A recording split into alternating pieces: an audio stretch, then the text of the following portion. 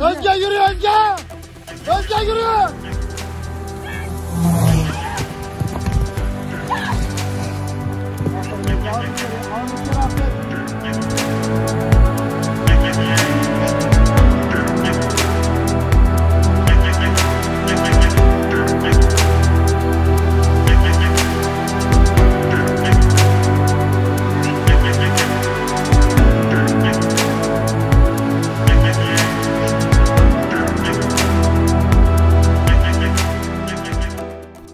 Kimin abisi bu?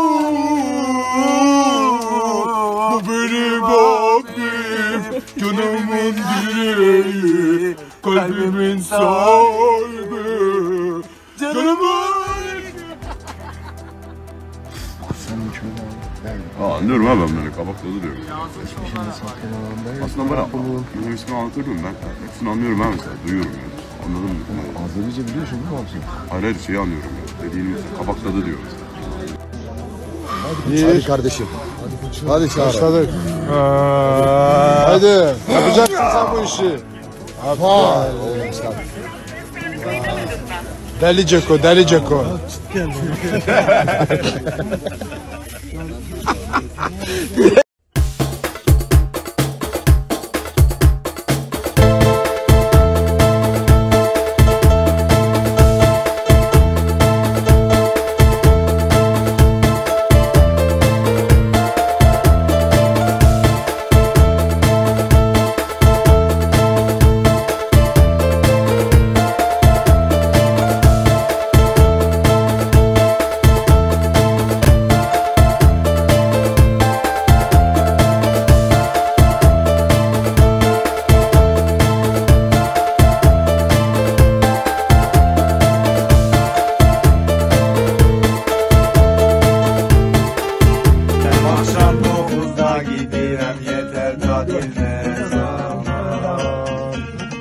Yeter artık ne zaman.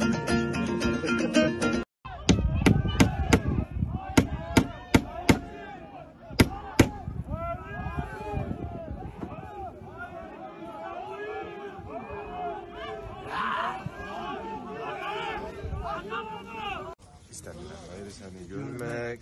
Kim dedi ki sana geri dön gel. Bu sevgi olur bize Engel. Gitmelisin kabak tadı Dön gel.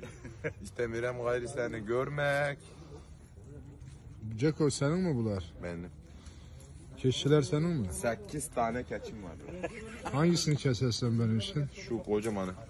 Vallahi. Şu var ya. Ancak doyurur değil mi? Onun babası at.